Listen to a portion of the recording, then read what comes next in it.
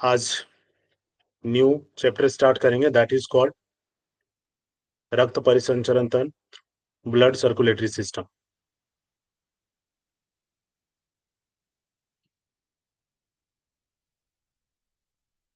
इसमें से क्वेश्चन आते रहे हैं, ठीक है। तो ये चैप्टर काफी इंपॉर्टेंट है और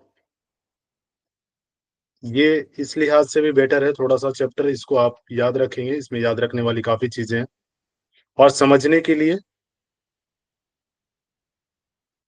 थोड़ा सा मुश्किल होता है सब, राइट। बट कोशिश ये करेंगे कि जितना इजी वे में हो हम इसको लर्न करें। क्लियर है? रक्त परिसंचरण संस्थान, ब्लड सर्कुलेटरी सिस्टम या कार्डियोवास्कुलर सिस्टम, तीनों चीजें कह सकते हैं आप। कार्डियोवास्कुलर सिस्टम भी इसी को कहा जाता है। क्लियर है? तो इसमें क्या क्या चीजें होती हैं, क्या क्या चीजें शामिल हैं? सबसे पहले हार्ट, ब्लड वेसल्स, ब्लड का समावेश होता है। तीन चीजें हैं इसमें, हार्ट हो गया, ब्लड वेसल्स और ब्लड, ये तीन चीजें शामिल हैं रक्त परिसंचरण तंत्र या कार्डियोवास्कुलर सिस्टम के अंतर्गत। हृदय, हार्ट का काम क्या है? पंप के रूप में कार्य करता है, जिसकी पंपिंग क्रिया द्वारा रक्त जो ब्लड है वो आर्टरी से होता हुआ संपूर्ण शरीर की कोशिकाओं मीन्स सेल में पहुंचता है, राइट। इसमें जो पंपिंग क्रिया होती है उसके द्वारा जो ब्लड निकलता है वो कहाँ जाता है? आर्टरी से होता हुआ पूरे सेल में पहुंचता है तथा वेइन से होता हुआ, सिराओं से होता हुआ हार्ट में वापिस आ जाता है, राइट। वेन से होता हुआ वापिस हृदय में आ जाता है। इस प्रकार रक्त का परिसंचरण होता है, मीन्स सर्कुलेशन होता है, ठीक है। ब्लड का सर्कुलेशन होता है, संचरण होता है। अगर हार्ट की बात करें तो हार्ट एक खोखला मांसपेशीय मस्कुलर एवं कॉन्ट्रैक्टिव मुट्ठी के आकार का अंग होता है। जितनी आपकी मुट्ठी है, सिर्फ इसकी जो अगर आप बात करें तो इतना है, सेम जितनी आपकी मुट्ठी है। अगर बच्चे की देखेंगे तो सेम उसकी मुट्ठी के आकार का, और अगर आप यंग में देखेंगे तो सेम, जिसकी जितनी बड़ी मुट्ठी है उस अकॉर्डिंग उसका हार्ट होता है, सेम। क्लियर है? जो कि कहां पे होता है? स्टर्नम के पीछे फेफड़ों के बीच कुछ लेफ्ट तरफ हटा हुआ तथा कुछ तिरछेपन के साथ होता है, एंगल में, है ना। और हृदय की जो दीवार है, वॉल, ये तीन परतों से मिलकर बनी हुई है। कितनी? तीन। हार्ट की कितनी लेयर होती है? तीन लेयर होती है। जो इसकी जो बनी हुई है, तीन लेयर से मिलकर बनी होती है हार्ट। बाहर की परत को क्या कहते हैं? पेरिकार्डियम। बीच की परत को क्या कहते हैं? मायोकार्डियम। और भीतरी परत को क्या कहते हैं? एंडोकार्डियम। सबसे ऊपर पेरिकार्डियम, मिडल लेयर मायोकार्डियम, मां से मिडल, मां से मायो, ठीक है। मिडल मायोकार्डियम, और जो सबसे इनर लेयर है that is called endocardium. Clear है? हृदय में टोटल 4 चेंबर होते हैं। लेयर अलग है, जब लेयर की बात पूछी जाए तो 3 लेयर होते हैं, लेकिन अगर चेंबर पूछा जाए तो चेंबर कितने होते हैं? 4 चेंबर होते हैं। क्लियर है? वो कौन कौन से होते हैं? इन कक्षों को सबसे पहले क्या कहते हैं? राइट एट्रियम, उसके बाद राइट वेंट्रिकल, फिर वैसे ही लेफ्ट एट्रियम और लेफ्ट वेंट्रिकल। हिंदी में अगर देखें तो दायां आलिंद, ठीक है, दायां निलय, बायां आलिंद और बायां निलय। क्लियर है? बट मुझे लगता है इंग्लिश में आपको ज्यादा बेटर याद रहेगा। Right atrium, left ventricle, right ventricle, right ventricle, left atrium और लेफ्ट वेंट्रिकल। क्लियर है? दाएं एट्रियम एवं दाएं वेंट्रिकल के बीच में एक ट्राइकस्पिड वाल्व होता है। जो राइट एट्रियम है और राइट वेंट्रिकल, ठीक है, राइट एट्रियम और राइट वेंट्रिकल के बीच में क्या होता है? एक वॉल्व होता है।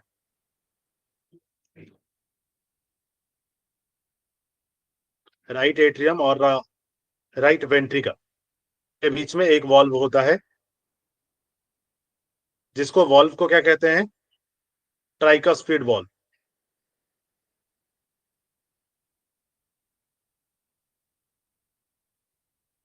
क्लियर है? राइट एट्रियम और राइट वेंट्रिकल के बीच में जो वॉल्व होता है उसको क्या कहते हैं? ट्राइकस्पिड।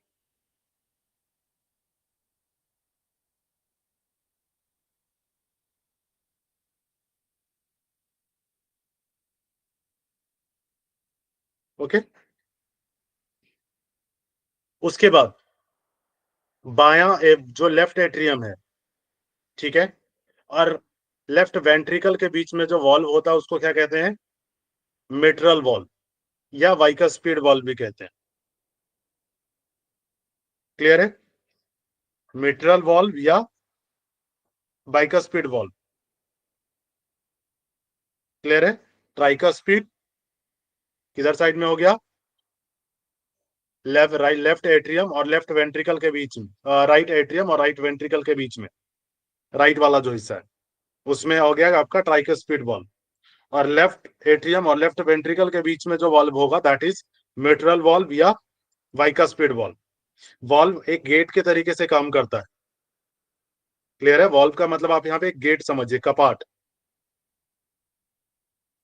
हृदय एवं पल्मोनरी जो आर्टरी होती है, ठीक है, उसके मध्य भी हृदय एवं माधमनी एरोटा के मध्य भी वॉल्व होते हैं। ठीक है, किसके? पल्मोनरी जो आर्टरी है उसके बीच में भी होती है, हार्ट और पल्मोनरी आर्टरी के बीच में। ठीक है, और मध्य एवं जो एरोटा है, एरोटा और हृदय के बीच में भी एक वॉल्व होता है। क्लियर है?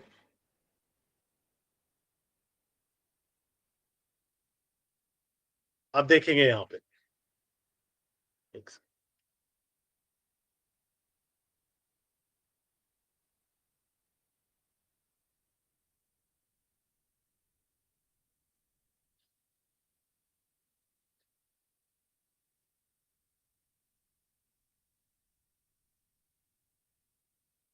ओके।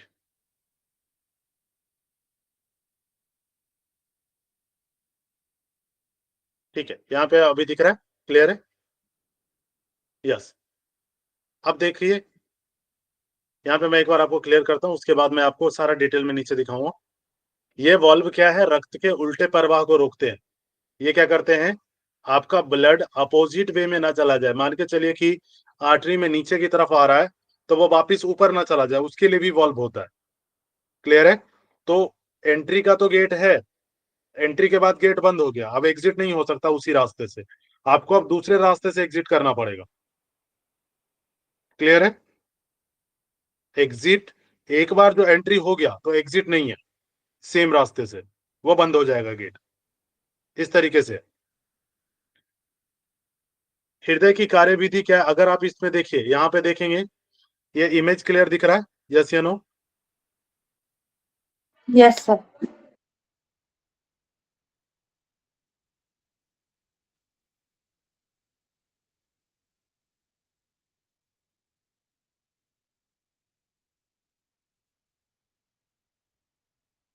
ठीक है, ये देखिए, मैं हार्ट के फंक्शंस को समझा रहा हूं, ध्यान से देखिएगा। हार्ट में जो चेंबर्स होते हैं कैसे होता है। सबसे पहले जो राइट एट्रियम की बात हमने की थी, ये है राइट एट्रियम। क्लियर है? ये राइट एट्रियम, और ये नीचे राइट वेंट्रिकल। क्लियर? इस साइड में देखिए, ये लेफ्ट एट्रियम, जो 4 चेंबर है, और ये लेफ्ट वेंट्रिकल। क्लियर है? और ये जो शेप है ये हार्ट का शेप है। ठीक है, हार्ट कुछ ऐसा होता है, जो आजकल वो हार्ट हार्ट खेल रहे हैं ना, वो व्हाट्सअप वाला, वो वाला हार्ट नहीं होता है। ठीक है, उसमें कोई कुछ नहीं बन सकता है उसमें, तो वो वाला हार्ट नहीं होता है जो आजकल भेज दे रहे हैं। इनको भेजने के बाद बचेंगे नहीं, है ना? जो हार्ट भेज दे रहे हैं किसी को भी, बचेंगे नहीं फिर। तो वो हार्ट होता नहीं है, और उसमें उस तरीके का कोई हर्ट नहीं होता है, ठीक है। वो बस आपके इमोशंस को दिखाने के लिए है, नहीं तो जो रियल में हर्ट है वो ऐसा है। क्लियर है। तो अगर आप उस तरीके से देखें तो इसके जो 4 चेंबर है, सबसे पहला जो ये ऊपर वाला चेंबर है राइट एट्रियम, फिर राइट वेंट्रिकल, फिर लेफ्ट एट्रियम और फिर नीचे लेफ्ट वेंट्रिकल। अब देखिए, राइट एट्रियम और राइट वेंट्रिकल, उसके बाद इन दोनों के बीच में एक वाल्व है, ये देखिए ये गेट दिखा, ये बीच में। क्लियर है। इस गेट को क्या कहते हैं? Tricuspid valve. ये वाल्व है, ये है ट्राइकास्पिड वाल्व, राइट एट्रियम और राइट वेंट्रिकल के बीच में, जो हमने ऊपर देखा। क्लियर है। अब लेफ्ट एट्रियम और लेफ्ट वेंट्रिकल के बीच में भी एक वाल्व है, यहां देखिए, ये गेट दिखा, इसको कहते हैं mitral valve. Clear. Right atrium right ventricle के बीच में tricuspid valve, left atrium left ventricle के बीच में मिट्रल वाल्व, जिसको कहते हैं बाइकास्पिड वाल्व भी कहते हैं। क्लियर है। अब देखिए, मैंने आपको बताया था सुपीरियर जो पल्मोनरी वेन है, ठीक है, ये ऊपर जो जा रहा है that is called pulmonary veins. ये इधर अंदर की तरफ जो एंटर हो रहा है, इसको कहते हैं superior vena cava. Superior means जो ऊपर से ब्लड को लेके आ रहा है, हेड की तरफ से। और ये देखिए नीचे है इंफीरियर वेना कावा। नीचे क्या है? Inferior vena cava. ये वाला हिस्सा, ये ब्लड को कहां से लेके आता है? नीचे वाले पार्ट से, बॉडी के नीचे वाले पार्ट से, पैरों से, पैरों की तरफ से। क्लियर है। बीच में ये आपको दिख रहा होगा सबसे बड़ी धमनी, जिसको कहते हैं एरोटा। राइट। ये आपका हो गया पल्मोनरी आर्टरी, ये जो बाहर की तरफ निकल रहा है ये। इस साइड में जो इधर एंटर हो रहा है रेड में, that is called pulmonary vein. Clear है। एरोटा के बीच में जो वाल्व है, देखिए, ये एरोटा यहां से होके वापिस यहां आ रहा है, तो इसमें जो वाल्व है that is called aortic valve. Aortic valve जिसको कहते हैं हम, एरोटा और राइट एट्रियम के बीच में जो वाल्व, राइट वेंट्रिकल के बीच में जो वाल्व होगा, लेफ्ट वेंट्रिकल। राइट। ये एरोटा हो गया और ये लेफ्ट वेंट्रिकल हो गया। इन दोनों के बीच में भी एक वाल्व है, that is called aortic valve. Clear. उसके बाद इसके बीच में भी एक वाल्व होगा, पल्मोनरी आर्टरी और राइट वेंट्रिकल के बीच में, ये दिख रहा है, ये वाला हिस्सा, इसको कहते हैं पल्मोनरी वाल्व। इसके बीच में जो वाल्व होता है that is called pulmonary valve. Clear हो गया। 4 वाल्व के नाम, 4 चेंबर के नाम, right atrium right ventricle, left atrium left ventricle, right atrium और राइट वेंट्रिकल के बीच में जो वाल्व है ट्राइकस्पिड। उसके बाद लेफ्ट एट्रियम और लेफ्ट वेंट्रिकल के जो बीच में वाल्व है दैट इज मिट्रल, राइट, या बाइकस्पिड वाल्व। उसके बाद जो एरोटा है, एरोटा और लेफ्ट वेंट्रिकल के बीच में जो वाल्व है, एओर्टिक वाल्व।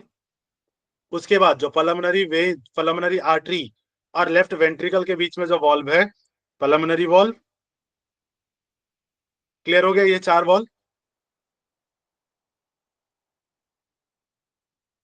क्लियर हुआ।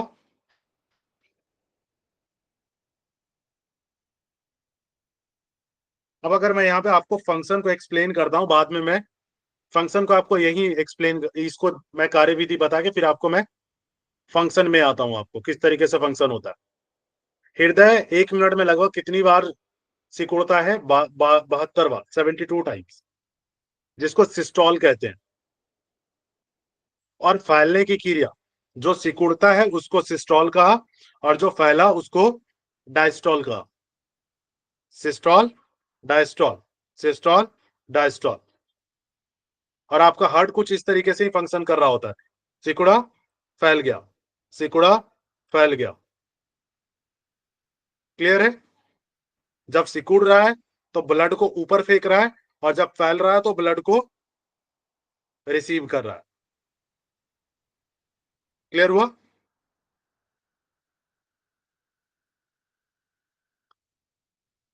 इसी सिकुड़ने एवं कॉन्ट्रेक्शन एवं रिलैक्सेशन की क्रिया द्वारा शरीर के विभिन्न भागों से आए हुए अशुद्ध रक्त को, जो इन ऑक्सीजनेटेड ब्लड होते हैं, राइट, जिसमें ऑक्सीजन नहीं होता है, डीऑक्सीजनेटेड ब्लड, उसको दो बड़ी सिराओं, जो वेन्स होती हैं, फर्स्ट कौन सी है? सुपीरियर वेना कावा और इंफीरियर वेना कावा द्वारा राइट एट्रियम में ग्रहण करता है। ये चीज मैंने अभी बताया आपको, है ना। सुपीरियर वेना कावा ऊपर से शरीर से ब्लड को वो रिसीव करता है और कहां लाके रख देता है? राइट एट्रियम में। नीचे से इंफीरियर वेना कावा ब्लड को लेके आया और ब्लड को कहां रख देगा? राइट एट्रियम में। यहां पे जो ब्लड आया है ये डीऑक्सीजनेटेड है। क्यों? क्योंकि अभी शरीर द्वारा लाया गया है। ये वेन्स है। वेना कावा क्या है? वेन। और वेन में जो ब्लड होता है वो कौन सा होता है? डीऑक्सीजनेटेड, जो कि शरीर से लेके आ रहा है, ये शरीर में भेज नहीं रहा है। क्लियर है? वहां से रक्त क्या होता है? ट्राइकस्फिड बल्ब से होता हुआ दाएं वेंट्रिकल में आ जाता है। अब यहां से जैसे ही राइट एट्रियम में ब्लड आया, ये ट्राइकस्फिड बल्ब खुल जाएगा, यहां से गेट खुलेगा, और गेट खुलने के बाद ब्लड कहां आ जाएगा? नीचे, राइट वेंट्रिकल में। जैसे ही ब्लड आया ये कपाट बंद हो जाएगा, गेट बंद। क्लियर है? अगर गेट बंद नहीं हुआ तो क्या होगा? ब्लड वापस राइट वेंट्रिकल में चला जाएगा, फिर शरीर में वही डीऑक्सीजनेटेड ब्लड पहुंच जाएगा। क्लियर हुआ? जिनका वॉल्व डैमेज होता है उनके लिए ये रिस्की हो जाता है ना। आपने सुना होगा वॉल्व डैमेज हो गया। क्लियर है? तो वॉल्व डैमेज में ये चीजें होने के चांसेस रहते हैं कि ब्लड वापिस सेम डीऑक्सीजनेटेड ब्लड वापिस चला जाए शरीर में, या फिर डिपेंड करेगा कौन सा वॉल्व डैमेज हुआ है, उसके अकॉर्डिंग वो प्रॉब्लम क्रिएट होगी। क्लियर हुआ? उसके बाद क्या होगा? फिर यहां से पल्मोनरी धमनियों द्वारा, जो पल्मोनरी आर्टरी है आपका, ठीक है, पल्मोनरी आर्टरी द्वारा कहां जाएगा? आप फेफड़ों में जाता है।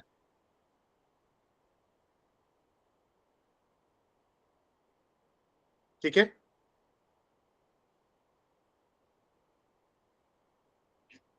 पल्मोनरी आर्टरी द्वारा कहां चला जाएगा? लंग्स में चला जाएगा।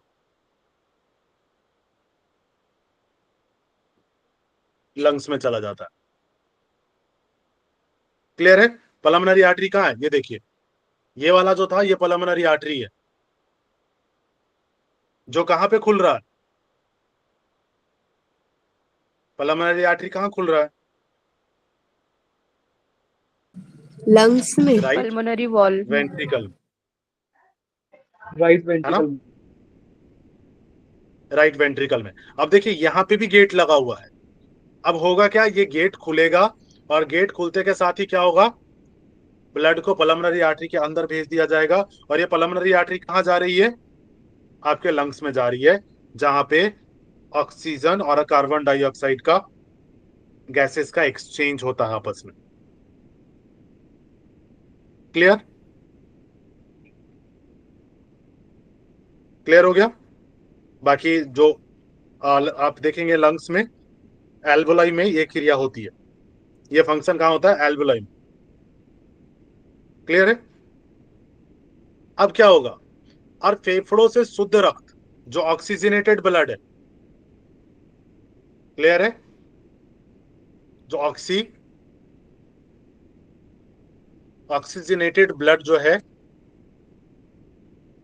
वो किसके द्वारा? पल्मोनरी सीरा, पल्मोनरी वेन्स के थ्रू।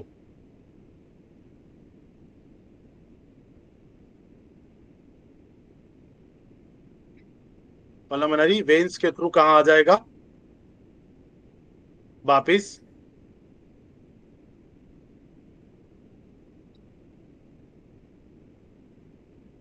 एक सेकंड, यस, पल्मोनरी वेन्स द्वारा कहां आ जाएगा? वापिस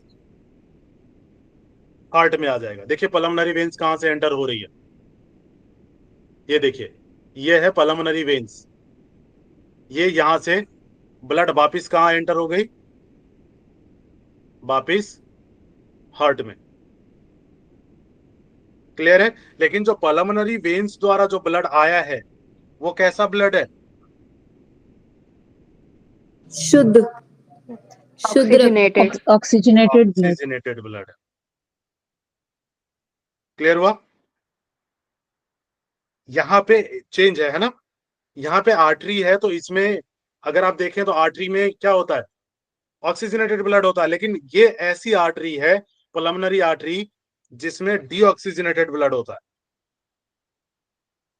क्योंकि ये कहां से आ रहा है? ये हार्ट से लंग्स में जा रहा है, इसीलिए इसमें डीऑक्सीजनेटेड है। और पल्मोनरी वेन्स, इसमें अशुद्ध रक्त होना चाहिए था, डीऑक्सीजनेटेड ब्लड होना चाहिए था, लेकिन यहाँ पे ऑक्सीजनेटेड ब्लड है क्योंकि ये लंग्स से हार्ट में आ रही है। क्लियर? अब आगे देखिए,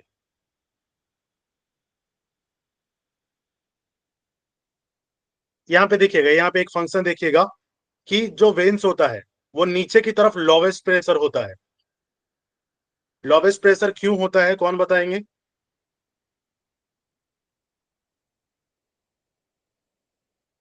नीचे की तरफ लोवेस्ट प्रेशर क्यों है? सर, क्योंकि वो ग्रेविटी की तरफ जा रहा है। परफेक्ट। और यहां से ब्लड हार्ट में आ रहा है, ध्यान रखिए, हाँ, तो उसको ये डायस्टोलिक वाला प्रोसेस है आपका, ये याद आया? ये देखिए, जब ब्लड पहुंचता है तो उसको क्या कहते हैं? Yes, systole. जब आपका डायस्टोल हो रहा है तो डायस्टोल में क्या हो रहा है? फैल रहा है, ब्लड को रिसीव कर रहा है। तो डायस्टोल वाला जो प्रोसेस है, नीचे से जब रिसीव कर रहा है तो प्रेशर जब नीचे से आ रहा तो वो कम प्रेशर में आता है। यस, जब वो नीचे से आ रहा है तो क्या होगा? कम प्रेशर में आएगा। लेकिन जब ब्लड को भेजा जा रहा है तो वो क्या होगा? हाई प्रेशर में होगा।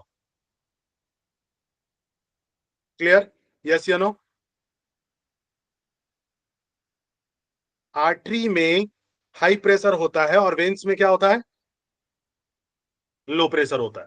Low pressure. उसका रीजन क्या है? ब्लड को जो भेजा गया वो किसके थ्रू भेजा गया? आर्टरी के थ्रू। तो जब तक वो फोर्स के साथ नहीं जाएगी तब तक वो पूरे शरीर में नहीं पहुंच पाएगी। यस। और जो वेन से है, वेन से क्या है? रिसीव किया जा रहा है, तो उसमें हाई प्रेशर की जरूरत नहीं है। लेकिन फिर यही चीज अपोजिट हो गई, जब आप बात करते हैं इसकी पल्मोनरी आर्टरी की, तो आर्टरी तो ये भी है, तो आर्टरी में क्या होगा? वैसे तो वेन में लो प्रेशर था, लेकिन पल्मोनरी आर्टरी में क्या होगा? हाई प्रेशर होगा। और पल्मोनरी वेन्स में क्या होगा? लो प्रेशर लो होगा। प्रेशर। लो प्रेशर होगा, क्योंकि वो लंग से लेके आ रही है बस। क्लियर हुआ? यस या नो?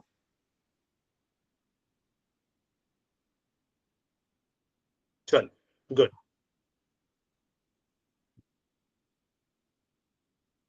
अब देखिए, लेफ्ट एट्रियम में क्या होता है? हमने ऊपर पढ़ा था ना, यहां पे पल्मोनरी वेन द्वारा कहां पे आएगा? लेफ्ट एट्रियम में। Left atrium. लेफ्ट एट्रियम में जब आया तो यहां से रक्त क्या होगा? अब मिट्रल वॉल्व खुलेगा। मिट्रल वॉल्व कहां था? ये रहा। ब्लड लेफ्ट कहां पे आ गया? लेफ्ट एट्रियम में आ गया। अब मिट्रल वॉल्व देखिए यहां पे है, कहां पे? लेफ्ट एट्रियम और लेफ्ट वेंट्रिकल के बीच में। अब ये मिट्रल वॉल्व खुलेगा और ब्लड कहां आ गया? लेफ्ट वेंट्रिकल में। क्लियर है? सर इसको बाइकास्पेट वाल्व भी बोलते हैं ना, बाइकास्पेट वाल्व। यस, मेटेरियल को ही बाइकास्पेड वाल्व भी कह देते हैं, ठीक है, तो कंफ्यूज मत होइएगा।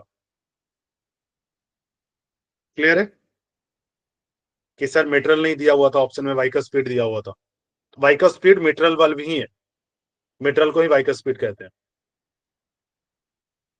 क्लियर है? अब ब्लड जब पल्मोनरी वेन से राइट लेफ्ट एट्रियम में आया तो वहां से मेटेरियल वाल्व खुला, ब्लड कहाँ आ गया? लेफ्ट वेंट्रिकल में।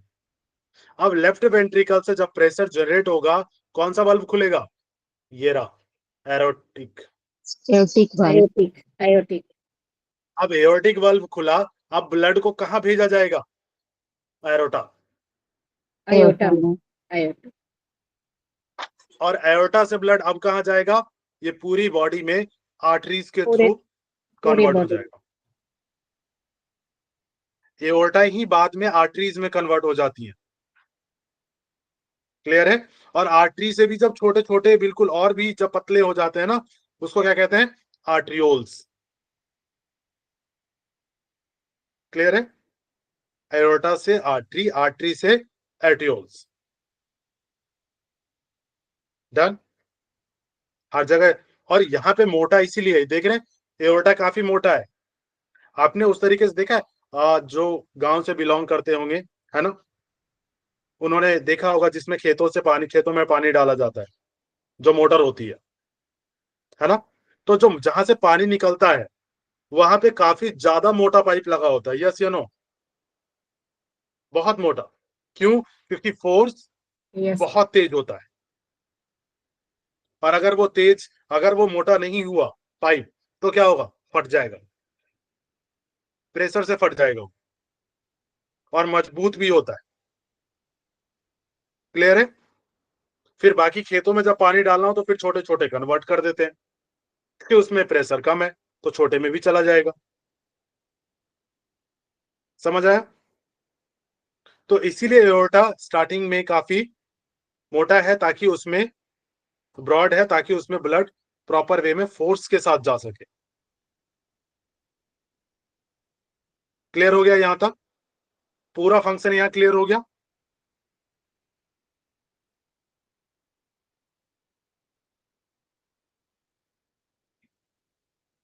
ठीक है। अगर हम ब्लड, उसके बाद क्या होता है? लेफ्ट वेंट्रिकल में पहुंचा, वहां से एरोटा के थ्रू विभिन्न भागों में पहुंचा दिया जाता है।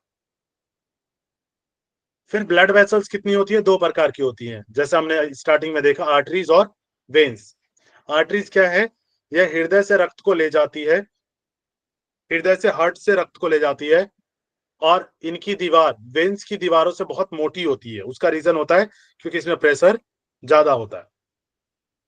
इनमें शुद्ध रक्त होता है, ऑक्सीजनेटेड ब्लड होता है, जो शरीर के सभी अंगों में एओर्टा, आर्टरीज और आर्ट्रियोल्स द्वारा एवं कैपिलरीज द्वारा शरीर के विभिन्न भागों की कोशिकाओं में पहुंचता है। जो सेल के अंदर जो बना होता है आर्टरीज का, दैट इज कॉल्ड कैपिलरीज, बिल्कुल पतली, जिससे गैस का डिफ्यूजन इजिली हो सके, इजिली क्या हो सके? बाहर आ सके और अंदर जा सके। क्लियर है? कैपिलरीज में क्या होती हैं? बाहर जा सकती है गैसेस और एंटर हो सकती है। क्लियर हुआ? और ये सेल तक पहुंच जाता है। उसके बाद क्या होता है? पल्मोनरी आर्टरीज में क्या होते हैं? अशुद्ध रक्त होता है, जो शुद्ध होने के लिए हृदय से फेफड़ों तक जाता है। ये हमने पल्मोनरी आर्टरी का देखा। उसके बाद वेन्स क्या होती है? ये अशुद्ध रक्त को शरीर के विभिन्न भागों की कोशिकाओं, सेल से कैपिलरीज, वेन्स, वेना कावा द्वारा हार्ट में पहुंचाती है। ठीक है, पहले कैपिलरीज हो गई, है ना, फिर वेन्स में आएगी, फिर वेना कावा के द्वारा हार्ट तक पहुंच जाएगी। लेकिन पल्मोनरी जो वेन्स होती है उसमें क्या होती है? ऑक्सीजनेटेड ब्लड होती है, क्योंकि वो हार्ट, लंग से हार्ट की तरफ जाती है। क्लियर हो गया? उसके बाद ब्लड, ब्लड क्या है? आर्टरी से लिए जाने वाला रक्त क्या होता है? लाल रंग का होता है।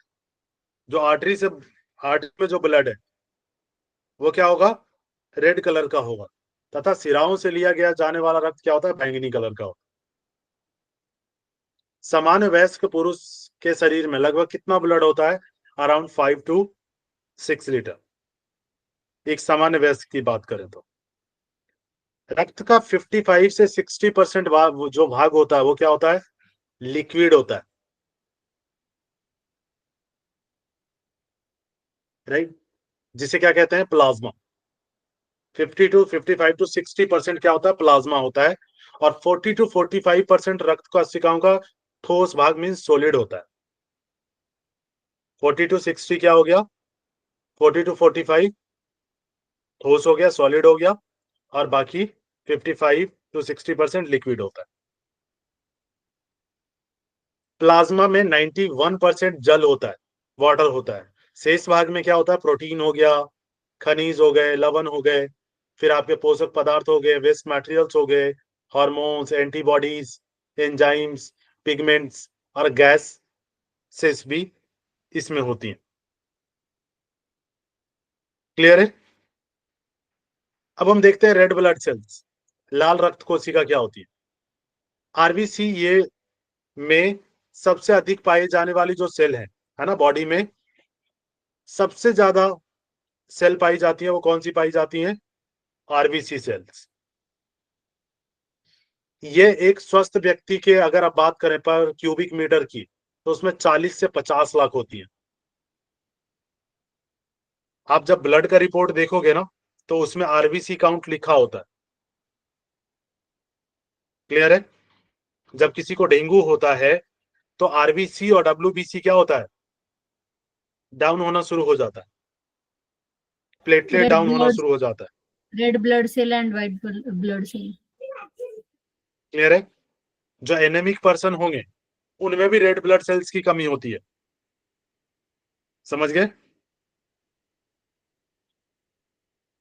आगे इसमें इसके जो कोशिका जो द्रव है साइटोप्लाज्म में, साइटोप्लाज्म में जो मैंने आपको बताया था, याद है? कोशिका के अंदर जो सेल के अंदर सेल मेम्ब्रेन था, Yes, sir. इसको हम साइटोप्लाज्म कहते हैं। कोशिका द्रव्य जो एक लिक्विड था पूरा। यस। तो जो साइटोप्लाज्म है, हीमोग्लोबिन, उसी में हीमोग्लोबिन होता है।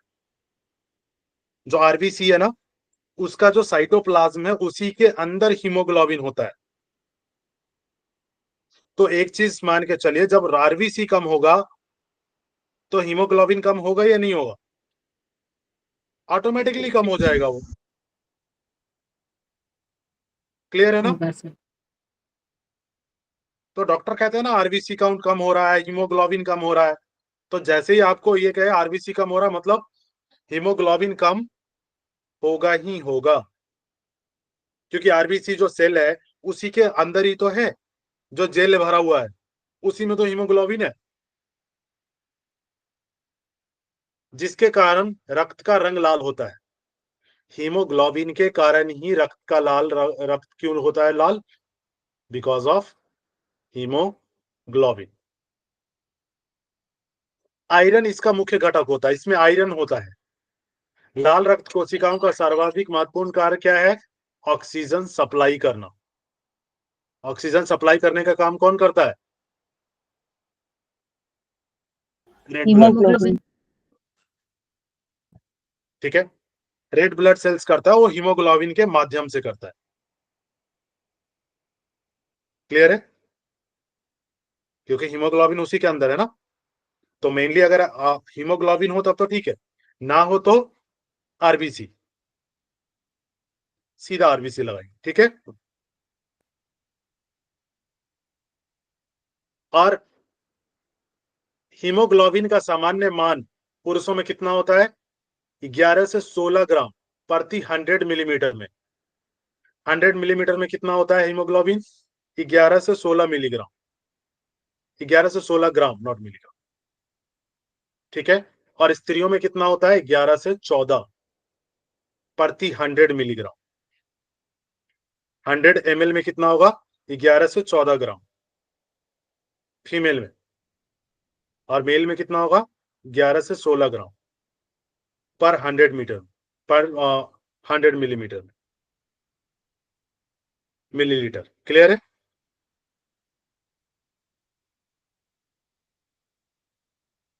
White blood cells, red blood cells clear हो गया? अब हम आते हैं white blood cells. White blood cells क्या है? 3 प्रकार की रक्त कोशिकाओं में सबसे बड़ी होती है।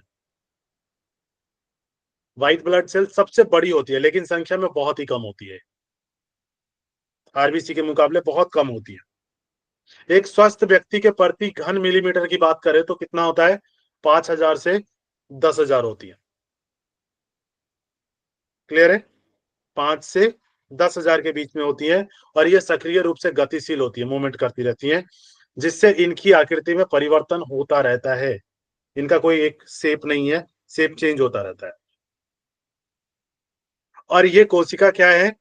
भक्षक कोशिका क्रिया फैगोसाइटोसिस द्वारा बैक्टीरिया एवं अन्य कार्बनिक कणों को कार्बनिक जो कार्बनिक कण होते हैं उसको निगल लेती है। फाइगोसाइटोसिस जो प्रोसेस होती है ना, जो डेड सेल्स है, भक्षक कोशिका क्या होगा? Dead cells. जो भी डेड सेल्स हैं उसको क्या करेगा? या बैक्टीरिया जो आ गए हैं उसको निगल लेगा, उसको खा जाएगा तथा उन्हें नष्ट कर देती है, और उन्हें क्या कर देगा? खत्म कर देगा। इसलिए इन्फेक्शन के टाइम में ये जो व्हाइट ब्लड सेल्स है वो सबसे ज्यादा एक्टिव होते हैं। क्लियर है? कुछ लोगों की बॉडी काफी ज्यादा इन्फेक्ट होती है ना, इम्यूनिटी सिस्टम बहुत कमजोर होता है। उसका रीजन क्या है? आपके शरीर में जो व्हाइट ब्लड सेल्स है कहीं ना कहीं उसकी कमी होती है। तो शरीर हर कंडीशंस में आपको जो बॉडी है उसको प्रोटेक्ट नहीं कर पाती है। क्लियर है? या तो कई सारे जो इन्फेक्टेड डिजीज होते हैं जैसे कैंसर, है ना, या कोई भी ऐसा कैंसर हो तो उसमें देखेंगे व्हाइट ब्लड सेल्स क्या होती हैं?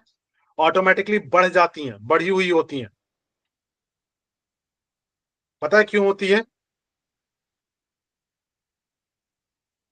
अगर किसी का व्हाइट ब्लड सेल्स बढ़ रहा है, कंटिन्यूअस काउंट बढ़ रही है, वैसे तो 5 से 10,000 होनी चाहिए, लेकिन अगर ये ज्यादा हो रही है तो उसका रीजन क्या हो सकता है? कि शरीर में कोई इन्फेक्शन है या बॉडी किसी बड़े खतरे को फेस कर रही है, किसी हाई लेवल के डिजीज को फेस कर रही है या हाई लेवल के इन्फेक्शन को फेस कर रही है। उस कंडीशंस में अपना काउंट बढ़ा देगा, लेकिन फिर भी कई बार क्या होता है? वो नहीं, उससे फाइट नहीं कर पाता है। क्लियर हुआ? यस या नो? यस सर इसको सर। एक बार और रिपीट करेंगे सर? सर एक बार और बता दीजिए सही से। देखिए, अगर कई बार क्या होता है, कुछ लोग ऐसे भी मिलेंगे, मैंने बहुत सारे कंडीशंस देखे हैं जिनका या तो ब्लड कैंसर था, बाद में रिपोर्ट्स आई ब्लड कैंसर की, ठीक है। उनका क्या हो रहा था कि कंटिन्यूअस जो प्लेटलेट है वो बढ़ रहा था, ठीक है, और WBC व्हाइट ब्लड सेल्स की काउंट कंटिन्यूअस इंक्रीज हो रही थी। एक मिनिमम जो होनी चाहिए 5 से 5 to 10,000 उससे ज्यादा जा रही थी, राइट। जो किस चीज को शो करता है? बॉडी इन्फेक्टेड है आपका, राइट, या बॉडी कुछ ऐसा फेस कर रहा है जिसकी वजह से WBC कुछ ऐसे बैक्टीरियाज एंटर हुए हैं। देखिए, एक चीज तो हुआ कि कुछ बैक्टीरियाज आपको पता है कि कमजोर होते हैं, है ना, वीक बैक्टीरियाज जो हैं उनको तो इसने आसानी से मार दिया, यस या नो, और आसानी यस। से मार के और उसको डाइजेस्ट कर गया। लेकिन कुछ जो बैक्टीरियाज होते हैं वो ऐसे होते हैं जो इतनी आसानी से नहीं मारे जा सकते हैं, है ना। फीवर आपने देखा है ना, हर किसी को फीवर होता है, यस या नो, लेकिन हर कंडीशंस में तो नहीं होता ना। फीवर हमेशा तो नहीं होता ना किसी को, कभी कभार होता होगा। जब आपकी बॉडी में बैक्टीरियाज एंटर होते हैं, क्लियर है, या टॉक्सिन्स एक्सट्रीम लेवल की जा रही है, बैक्टीरियाज एंटर हुए जा रहे हैं, तो क्या होता है? जो आपका व्हाइट ब्लड सेल्स है वो उससे लड़ने की कोशिश करता है, उससे लड़ाई स्टार्ट करता है। और लड़ाई के बीच में गर्मी तो उत्पन्न होती है ना, देखा आपने, है ना, दो लोग आपस में लड़ रहे हो, यस या नो? एंगर क्या होता है? हाई, है ना? जोश भी क्या होता है? लड़ने में बिल्कुल, आज इसको मार देंगे या तो हम जाएंगे, है ना? बिल्कुल हाइपर। यहां कौन हाइपर होता है? White blood cells. क्लियर हो गया? क्योंकि व्हाइट ब्लड सेल्स भी क्या है? युद्ध लड़ रहा है अंदर। किससे? आपकी बॉडी में जो टॉक्सिन्स है, आपकी बॉडी में जो बैक्टीरियाज एंटर हुए हैं, उससे शरीर का टेम्परेचर ऑटोमेटिकली हाई हो जाता है। क्लियर हुआ? जब बॉडी में किसी इन्फेक्शन से, किसी बैक्टीरियल उसमें लड़ाइयां चल रही होती है WBC के साथ, तो क्या होगा? टेम्परेचर हाई हो जाएगा। और फिर हम क्या करते हैं? एक पैरासीटामोल लेते हैं और फिर से उसको दबा देते हैं, है ना? किसको दबाया आपने? RBC को, है ना? PCM से तो बैक्टीरिया खत्म नहीं हो गए ना? यस या नो? अब आपने उस कंडीशन को दबाया है तो वो होगा क्या? अभी आपको फील हो रहा है कि चलो मैं ठीक हो गया, लेकिन जब वो फिर क्रिएट होगा तो क्या होगा? और हायर लेवल पे होगा। क्लियर हुआ? अब व्हाइट ब्लड सेल्स के अंदर ये होते हैं। व्हाइट ब्लड सेल्स अकेला नहीं लड़ता है, व्हाइट ब्लड सेल्स के पास अपनी फौज है ना? व्हाइट ब्लड सेल्स के पास भी अपनी आर्मी है। और उसकी आर्मी कौन है? ये देखिए, पहले न्यूट्रोफिल्स, ये 60 से 70% है। बोसोफिल्स 0 से 1%, एसिनोफिल्स 3 से 4%, लिम्फोसाइट 25 से 30% और मोनोसाइट 5 से 10%। ये इसकी फौज है। क्लियर है? ये सारे मिलकर लड़ाई लड़ते हैं, किसके लिए? व्हाइट ब्लड सेल्स के लिए। उसी के अंदर काम करते हैं ये सारे। क्लियर हो गया? सर इसके कार्य बता पाओगे? फिर से बोलिए। सर इसके कार्य भी बता पाओगे? इसका कार्य, इसी का कार्य बता रहा था। इन सबके डिफरेंट डिफरेंट, न्यूट्रोफिल्स, न्यूट्रोफिल्स ये जो उसकी आर्मी है उनका कार्य। इन सबके काम अलग अलग है, लेकिन इतना डिफरेंट में हमारे सिलेबस में है नहीं। क्लियर है? मैं बता दूंगा, ऐसा नहीं है, बट ये हमारे सिलेबस में नहीं है। ठीक है? ये व्हाइट ब्लड सेल्स का ही टाइप है, जिसको ल्यूकोसाइट भी कहा जाता है। क्लियर है? That are the body's first line of the defence against infection. सबसे प्रायोरिटी में, सबसे आगे यही रहता है जब कोई भी इन्फेक्शन होता है। क्लियर है? और ये क्या करता है? बैक्टीरिया को डिस्ट्रॉय करने का काम इसका है, pathogens through a process of called phagocytosis. ये सारे फंक्शन का, इन सबका फंक्शन एक ही है। क्या चीज? बैक्टीरिया को मारना। सब मिलके मार रहे हैं, ऐसा कुछ नहीं है कि कोई अलग अलग एक एक करके मार रहा, नहीं। ठीक है? आर्मी युद्ध लड़ता है तो सब एक ही जगह तो लड़ता है, बस अलग अलग मोर्चा संभाल लेता है। कोई इस तरफ से बैक्टीरिया आ रहा है, वो उधर चला गया, कोई इस तरफ से आ रहा है, उधर चला गया, है ना? एक आगे मरा फिर दूसरा आ गया, एक आगे मरा फिर दूसरा आ गया, इस तरीके से। क्लियर है? तो जब जैसे ही ज्यादा होने लगते हैं ना बैक्टीरिया, तो ये सारे मिलके काम करना शुरू करते हैं। क्लियर है? और इसका निर्माण कहाँ होता है? कहाँ ये बनता कहाँ है? Bone marrow. Sir bone marrow में। Perfect, marrow. बोन मैरो में। क्लियर हो गया? यस या नो?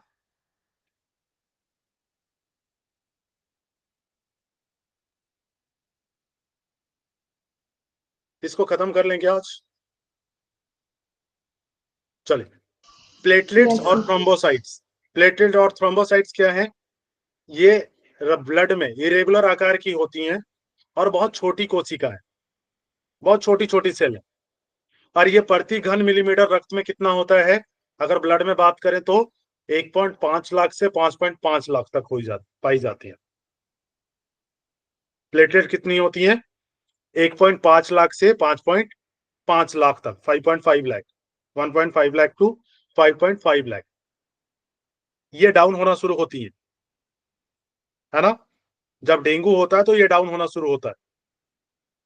इसी को थ्रोम्बोसाइट भी कहते हैं, ध्यान रखिएगा, प्लेटलेट को ही। ये प्लाज्मा में स्थित जो स्कंदन कारक होते हैं, कोagulation फैक्टर के सहयोग से रक्तस्राव को रोकने में सहायता करता है। कोगुलेट बताया था मैंने, याद है पीछे? कोगुलेशन जो ब्लड को थक्का जमाने का काम करता है, रक्त को रोकने का काम करता है, ब्लड के फ्लो को जो कट जाती है, ब्लड क्लोटिंग। क्लियर? रक्त का कार्य क्या है? ब्लड का कार्य क्या है? ऑक्सीजन को फेफड़ों से शरीर के विभिन्न पहुंचाना, है ना? आपके ऑक्सीजन को लंग से लेके पूरे शरीर तक पहुंचाना, एवं कोशिकाओं से, सेल से कार्बन डाइऑक्साइड को लेकर कहां तक पहुंचाना? फेफड़ों में पहुंचाना। ये किसके थ्रू होता है? ब्लड के थ्रू तो होता है ये। क्लियर है? जहां से श्वास द्वारा क्या होगी? कार्बन डाइऑक्साइड बाहर निकाल दी जाएगी। यह पचे हुए भोजन को शरीर के विभिन्न भागों की कोशिकाओं में पहुंचाता है। एनर्जी निकली है जो आपकी, अगर आप बात करें जो भी खनिज पदार्थ है, उसको लेके कहां जाएगा? शरीर में पहुंचाएगा, है ना? जो कहां होता है? स्मॉल इंटेस्टाइन के, है ना, फिंगर लाइक प्रोजेक्शंस होती हैं, उसके थ्रू कहा जाता है? पूरी बॉडी में। क्लियर है? रक्त के तापमान को एक सा बनाए रखने में, जो कि 98.6 डिग्री फ़ारेनहाइट होता है, ब्लड के टेम्परेचर को मेंटेन करने का काम करता है। कौन करता है? ब्लड। शरीर के टेम्परेचर को मेंटेन करने का काम कौन करता है? ब्लड।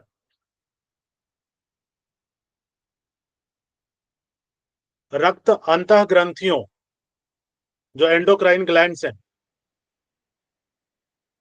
उसको क्या करता है?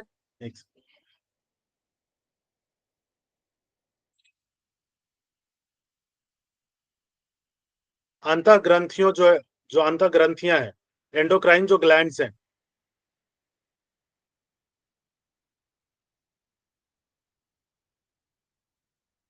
सर उसके हार्मोन्स को ब्लड अपने साथ लेकर के पूरे शरीर में ट्रांसपोर्ट करता है। यस, वो क्या करता है? ग्रंथियों से जो हार्मोन निकलता है उसको पूरे शरीर में ले जाने का काम करता है, और जो वेस्ट मटेरियल है उसको इकट्ठा करके कहां लेके जाता है? किडनी तक, ताकि वो बाहर निकाल दिया जाए। ब्लड प्रेशर क्या होता है? ब्लड प्रेशर का अर्थ होता है रक्त का रक्त वाहिनियों पर पड़ने वाला दबाव। जो ब्लड वेसल्स है उस पे जो प्रेशर पड़ रहा है, that is called blood pressure. जो दबाव पड़ रहा है,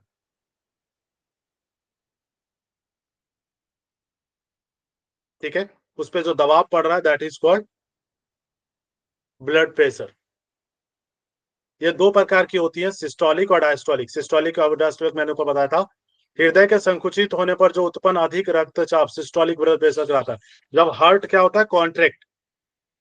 जब हार्ट कॉन्ट्रैक्ट होता है तो उससे जो प्रेशर जनरेट होता है, दैट इज कॉल्ड सिस्टोलिक। और ये कितना होता है? 120। डायस्टोलिक क्या होती है? हृदय के अनुशीतलन, जो क्या होता है? कॉन्ट्रैक्ट हुआ, अब क्या होगा? फैलना। क्लियर है? कॉन्ट्रैक्शन के बाद एक्सपेंशन।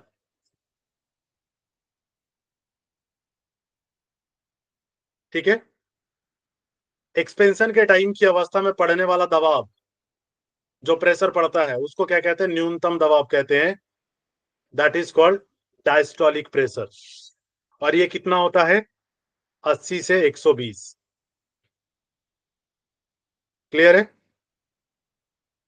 अगर शुगर हो, देखिए शुगर नॉर्मल होता है, कितना होता है? 80 से 120 पर मिलीमीटर होता है। ये चार्ट देख लीजिए, 80 से 120 होता है। अगर ज्यादा होगा तो क्या होगा? डायबिटीज, ठीक है। उसके बाद यूरिक एसिड, अभी रेंज सर घटा क्लियर है? दिया है, 65 to 95 कर दिया है। 95 अभी का रिसर्च है? हाँ, अभी 65 to 95 कर दिया वो लोग, नॉर्मल बताता है। मैं देख लूंगा एक उससे बार। ऊपर जाने से चलिए, शुगर ठीक। ग्लाइसेमिक पकड़ता है। ओके, ठीक है, मैं देख लूंगा, फिर मैं भेज दूंगा, ठीक है। कुछ दिन पहले उसके बाद 110 यूरिक पकड़ता एसिड, था वो लोग। Okay. Uric acid, uric acid 2.2 से 6 mg के बीच में होना चाहिए 100 ml। अगर उससे ज्यादा होती है तो क्या होगी? अर्थराइटिस। यूरिया 15 से 45 मिलीग्राम होना चाहिए, mg होना चाहिए 100 ml में। ज्यादा हुआ किडनी डिसऑर्डर। क्रिएटिनिन 0.5 to 1.4 होना चाहिए परसेंट, ज्यादा हुआ तो किडनी डिसऑर्डर है। कैल्शियम 9 से 11 mg होना चाहिए 100 मिलीग्राम में। अगर ज्यादा हुआ तो पैराथायरॉइडिक डिसऑर्डर जो होंगी, क्योंकि कैल्शियम रिलेटेड है। आरबीसी 4 से 5 मिलियन होना चाहिए, कम हुआ तो एनीमिया। हीमोग्लोबिन कितना होना चाहिए? 11 से 16 ग्राम मेल, 11 से 14 ग्राम फीमेल। नहीं है तो क्या होगा? एनीमिया। कम है तो। प्लेटलेट अगर कम है तो, प्लेटलेट अगर 1.5 से 5.5 लाख है और अगर कम हुआ तो क्लोटिंग सिस्टम डिक्रीज, जो क्लोटिंग है वो कम हो जाएगी, क्लोट ही नहीं होगा ब्लड का। अगर कहीं कट भी गया तो वो ब्लड बहता रह जाएगा। और WBC क्या है? 5,000 से 10,000। अगर ये कम होता है तो मलेरिया और मिसेलिस, ज्यादा हुआ तो इन्फेक्शन। क्लियर हुआ? कल हम पढ़ेंगे रेस्पिरेटरी सिस्टम। समझ आया? यस या नो?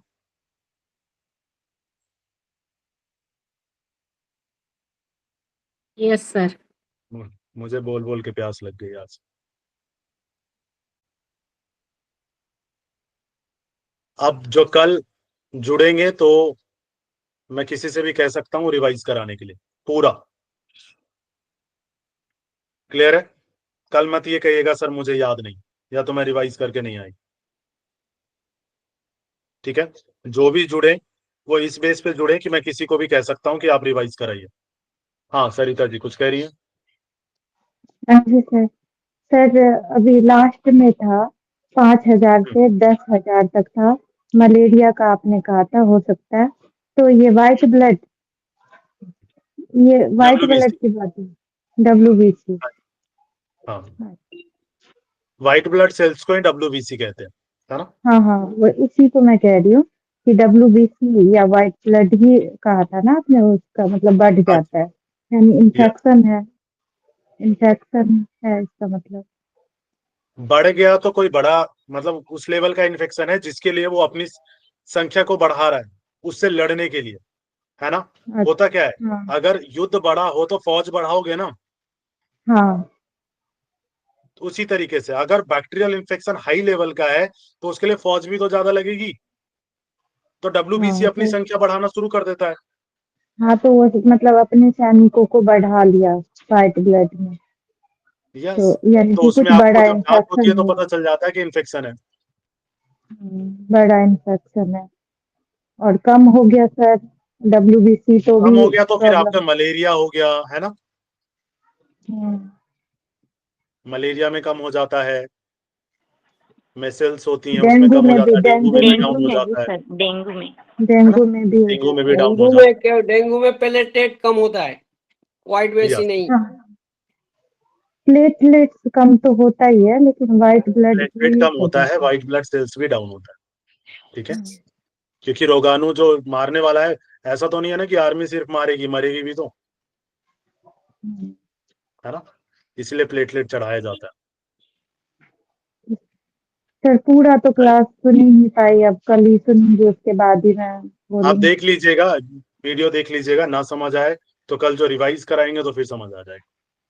ठीक है। तो रिवाइज में कौन सा? ब्लड सर्कुलेटरी सिस्टम पूरा? हाँ जी, ओके। ठीक है। हो सकता है मैं दो तीन से भी पूछ लूं, ऐसा कुछ नहीं कि एक ही बताएं। चले, thank you so much everyone, bye bye, Hariom. Thank you sir, Hariom. Thank you sir. Thank you sir, Hariom.